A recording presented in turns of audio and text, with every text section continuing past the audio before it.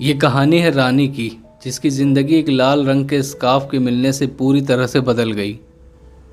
तो आइए सुनते हैं लाल रंग के स्कार्फ में लिपटी हुई एक खौफनाक दास्तान। रानी के मैट्रिक के एग्ज़ाम आने वाले थे, पर उसका ध्यान पढ़ाई में बिल्कुल नहीं था। वो कान पे फ़ोन लगाए घर के किसी कोने में फुसफुसाती रहती और मुस्कुराती रहती। ये देखकर उसकी माँ की चिंता बढ़ती जा रही थी कि आखिर ये किससे बात करती है। कई दिन ऐसे ही चलता रहा तो रानी की माँ ने रानी से बात करने का मन बनाया, पर उसको कभी भी सही मौका नहीं मिला। फिर एक दिन रानी की माँ ने रानी के पिता से कहा कि इसके लिए कोई अच्छा सा रिश्ता देखिए, अब हमें रानी की शादी कर देनी चाहिए। इत्तेफाक से 2 दिन बाद एक अच्छा रिश्ता भी आ गया। लड़के वाले आकर चले गए तो रानी ने अपनी माँ से कहा कि मामा, मुझे नहीं करनी ये शादी। रानी की माँ ने कहा, बेटा वो लड़का बहुत अच्छा है और तुम्हारे पापा ने तो हाँ भी कर दी है। वो कौन होते हैं हाँ करने वाले? ये मेरी ज़िंदगी है, किसके साथ बितानी है इसका फैसला सिर्फ मैं ही करूँगी। रानी ने गुस्से से कहा। माँ तो बेटी का ये रूप देखकर और परेशान हो गई। इस वाक़ये के बाद अब रानी हमेशा उदास रहने लगी। रानी को उदास देखकर पूरा परिवार परेशान रहने लगा, क्योंकि रानी एक लौती लड़की थी पूरे ख़ानदान में और बड़े ही लाड प्यार से पली थी। रानी के परिवार वाले सोचते कि सारा दिन उछल कूद करने वाली लड़की अब इतनी उदास हो गई है तो पूरा घर कितना सूना सूना लगता है। ये सब चलता रहा और एक दिन रानी की बुआ गांव से आ गई। बुआ ने रानी का उदास चेहरा देखा तो रानी की माँ से पूछा। रानी की माँ ने कहा, कुछ नहीं, एग्ज़ाम आने वाले हैं इसीलिए थोड़ी परेशान है। रानी के दोनों बड़े भाइयों ने 2 दिन के लिए शिमला जाने का प्लान बनाया। किराए पे एक छोटी बस कर ली और शिमला जाने के लिए रवाना हो गए। 2 दिन तक शिमला में सबने बहुत हंगामा किया, लेकिन रानी वहाँ भी उदास थी। वापसी के वक्त भी रानी बस की सबसे पीछे वाली सीट पर मुंह फुलाए बैठी थी। बस की खिड़की से पहाड़ों के मंजर देखते हुए रानी ने बोला, पापा मुझे यहाँ फ़ोटो खिंचवानी है, बस रुकवाइए। रानी के घर वाले भी खुश हो गए, चलो इसका थोड़ा मूड तो चेंज हुआ। रानी के पापा ने बस रुकवाई और रानी बस से उतरकर एक बड़े से पत्थर पर जाकर बैठ गई, जिसके पीछे बहुत गहरी खाई थी। रानी का भाई फ़ोटो खींचने लगा, तभी रानी ने पीछे नज़र घुमाई तो झाड़ियों में एक लाल स्कार्फ लटका हुआ था। रानी ने अपने भाई से कहा कि भाई कोई लकड़ी तो दीजिए। तो रानी के भाई ने पेड़ से एक लकड़ी तोड़ के रानी को दे दी। रानी ने उस लकड़ी से वो स्कार्फ निकाला और अपनी माँ से कहा, मामा देखो कितना प्यारा स्कार्फ है ना।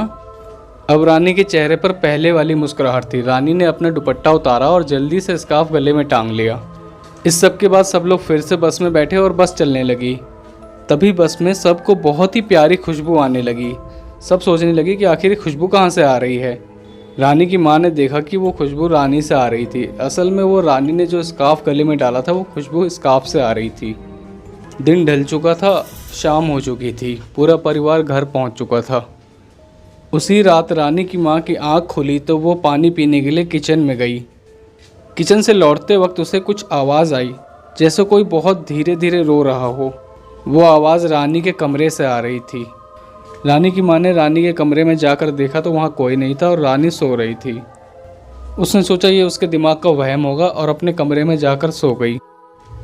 उसके बाद उसको कई रातों तक इसी तरह से आवाज़ें आईं, लेकिन वो जब भी कमरे में जाकर देखती तो रानी सो रही होती थी। एक बार रानी की माँ रात को उठी तो उसको छत से आवाज़ आ रही थी, किसी लड़की के रोने की। उसने छत पर जाकर देखा तो रानी फर्श पर बैठी थी, चेहरा बालों से ढका हुआ, सर नीचे झुकाए हुए लगातार रोए जा रही थी। उसे रोता हुआ देखकर रानी की माँ बहुत परेशान हुई। उसने पूछा, क्या हुआ बेटा, क्या हुआ? रानी की माँ ने उसके बाल हटाकर उसका चेहरा देखा तो हैरान हो गई, क्योंकि ये रानी का चेहरा नहीं था, ये तो कोई और ही थी। उसने पूछा, कौन हो बेटा तुम? रानी की माँ के कई बार पूछने पर उस लड़की ने रोते हुए बोलना शुरू किया, मेरा नाम सिमरन है। रानी की तरह मैं भी अपने माँ बाप की एक लौती लड़की थी। एक रिश्तेदार की शादी में मैं करण से मिली थी। वहाँ हमें एक दूसरे से प्यार हो गया और हमने एक दूसरे से शादी करने का वादा भी किया। ये बात मैंने अपने घर पर बताई तो मेरे घर वाले उसके घर पर शादी की बात करने भी गए, लेकिन वहाँ से वापस आकर मेरी माँ ने मना कर दिया। कहा कि वो लालची लोग हैं, वो सिर्फ तुम्हारी दौलत के लिए तुमसे शादी करना चाहते हैं। मैंने जब ये बात करण को बताई तो करण ने कहा, तुम्हारे घर वाले कभी नहीं मानेंगे, हम दूसरे शहर चलेंगे और वहाँ जाकर कोर्ट मैरिज कर लेंगे। 1 हफ्ते बाद मैं घर से कॉलेज जाने के बहाने निकली और जाकर करण से मिली। फिर हमने स्टेशन जाकर ट्रेन पकड़ी और शिमला चले गए। शिमला पहुँचे तो वहाँ एक बड़े से पहाड़ के पास बैठकर हम बातें करने लगे और आने वाले कल के सपने देखने लगे। मैंने करण से कहा कि करण, अब हम कभी वापस नहीं जाएंगे, यहीं हम अपना एक छोटा सा घर बना लेंगे और हमेशा यहीं रहेंगे। करण ने कहा, छोटा क्यों, एक बड़ा सा बंगला बनाएंगे। मैंने कहा, बड़ा बंगला बड़ी दौलत से बनता है।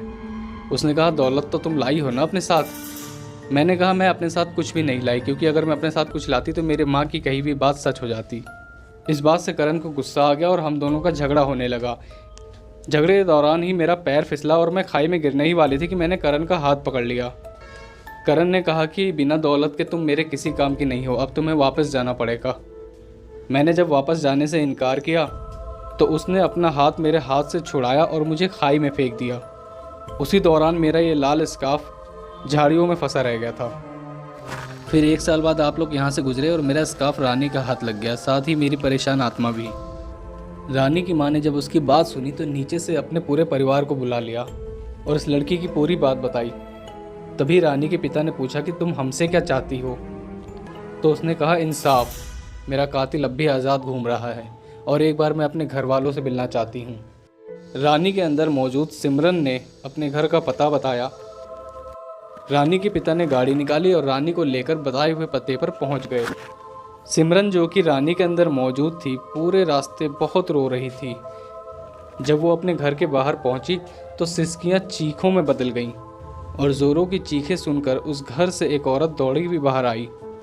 अब सिमरन ने यानी कि रानी ने उस औरत को ज़ोर से गले लगाया और बेतहाशा रोने लगी।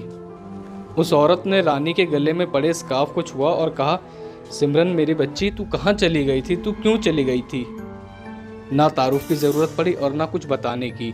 एक दिल से आह निकली और दूसरे दिल तक पहुंच गई। दूसरा दिल भी एक माँ का था, जिसे कुछ बताने की ज़रूरत पेश ना आई। वो जान गई कि मेरी बेटी के साथ ज़रूर कुछ बहुत बुरा हुआ है।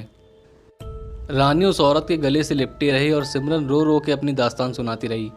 मम्मी, आप सच कहती थीं, उसे मुझसे नहीं मेरी दौलत से प्यार था। सिमरन की दास्तान सुनकर सिमरन की माँ भी ज़ोरों से रोने लगी। उस बेबस औरत की हालत देखी न जाती थी। तभी सिमरन के बाकी परिवार के लोग भी आ गए। उन्हें भी पूरे हालात का इल्म हुआ तो वो भी ज़ोरों से रोने लगे। यूं लग रहा था कि जैसे उनके साथ पूरी कायनात रो रही हो। तभी रानी बेहोश हो गई, पर बेहोश होने से पहले उसने अपनी पूरी दास्तान अपने घर वालों को सुना दी थी। सिमरन के पिता ने एफआईआर दर्ज करवाई और पुलिस ने करण को गिरफ्तार कर लिया, जो बहुत बेफिक्र होकर आज़ाद घूम रहा था। वो नहीं जानता था कि मामूली स्कार्फ ने उसके खिलाफ गवाही दी।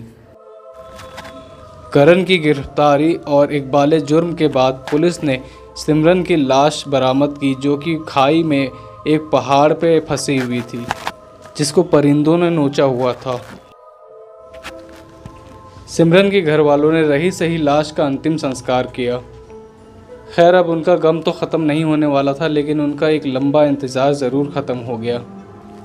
रानी भी अब ठीक हो चुकी थी और उसकी शादी की तैयारियां चल रही थी। शादी के बाद रानी ने अपनी माँ को बताया कि माँ, मुझे पता है कि मेरे साथ क्या हुआ है, पर मैं आपको एक बात बताना चाहती हूँ कि जब मैंने शादी से इनकार किया था तो मैं एक लड़के से प्यार करती थी और हमारा उसी रात घर से भागने का प्लान था जिस दिन आपने शिमला जाने का प्लान बनाया था।